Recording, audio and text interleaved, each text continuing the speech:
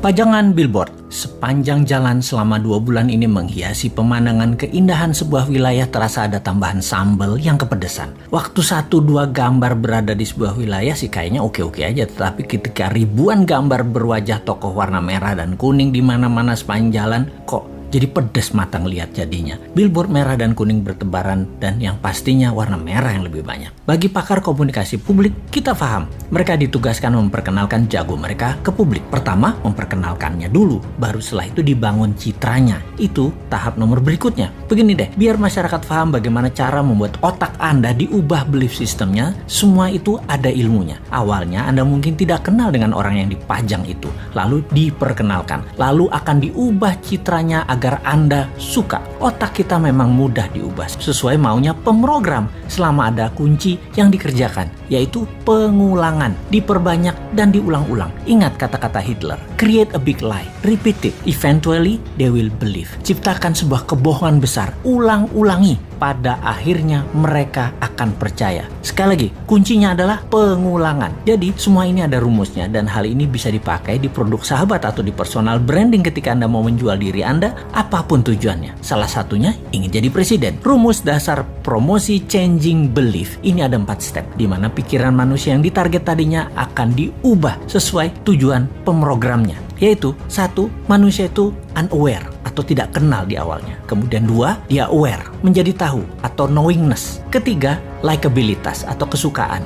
Keempat, trust atau percaya. Catatan penting, trust adalah kunci pemilih akan mencoblos dan inilah hasil akhir yang ditarget. Kembali ke cara jualan, billboard bisa sekali membuat level 1 ke level 2 dan itu mudah, no issue. Seninya adalah dari nomor 2 ke nomor 3. Membuat orang tahu tadi menjadi suka. Ini nggak gampang karena perlu pengulangan. Suka itu masalah image, citra diri, dan di sini tim kampanye akan membuat sebuah program berikutnya. Setelah suka, bukan berarti langsung dipilih, namun ketika trust didapat atau kepercayaan didapat, barulah orang memilihnya. Sekali lagi, inilah yang jadi hasil akhir di mana otak Anda yang ditarget itu harus percaya. Dapat kita lihat sekarang, semua yang memajang dirinya agar menjadi terkenal atau knowingness-nya tinggi, bisakah dibarengi dengan tingginya nilai kesukaan? Bagaimana caranya? Kita lihat cara kerja tim kampanye yang akan memframing masyarakat. Rasanya sulit kalau hanya pakai narasi, harus pakai karya. Kalau prestasi dengan award atau penghargaan itu sudah kuno, dapat gelar ini itu juga itu cara lama. Sulit menaikkan kesukaan dengan cara-cara seperti itu sekarang. Anak generasi IG dan generasi TikTok nggak bisa dengan cara itu. Beda mereka itu. Tapi bener deh, saya menduga dulu alias beberapa tahun yang lalu bahwa di tahun 2024 nanti orang yang menang di dunia digital atau di dunia maya peluangnya besar untuk dikenal dan disukai. Namun fakta menarik. Karena ekonomi tidak tumbuh seperti janji kampanye, maka dunia maya hanya bisa mencapai 80%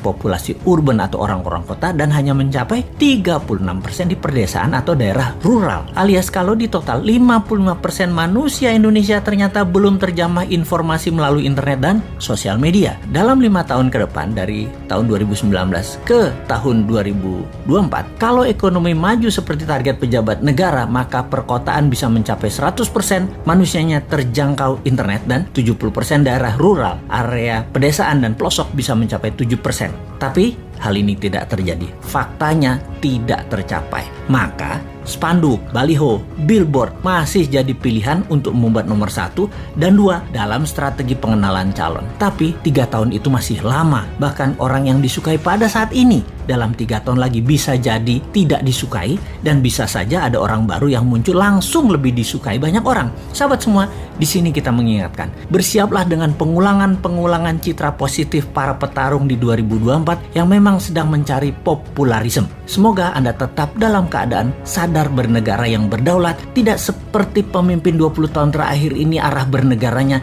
yang miring ke sana, miring ke sini. Walau pengulangan tadi masif, terprogram, terstruktur, selama Anda dibekali akal sehat, ya tetap bisa memilih yang akan membuat Indonesia tahun 2045 menjadi negara superpower, bukan jadi negara budak seperti selama ini. Kita tetap menantang mereka yang akan manggung dengan konsep bernegaranya seperti bagaimana prioritas luar negerinya. Bagaimana UKM-nya? Bagaimana kesehatan masyarakatnya? Bagaimana punyakah kekuatan penggentarnya? Tegas dengan orang korupsi sampai hukum mati. Hukum mati juga bandar narkoba. Dan bagaimana agar pemerataan pendapatan masyarakat dengan oligarki diberangus? Ada nyali nggak untuk mengerjakan semua itu? Masa hanya ada satu orang bosman aja yang tersedia, yaitu Putinnya Indonesia, yang kayaknya sih lengkap konsepnya. Ya, gak pantas lah orang bodoh ngaku pinter itu untuk ikut menari di 2024.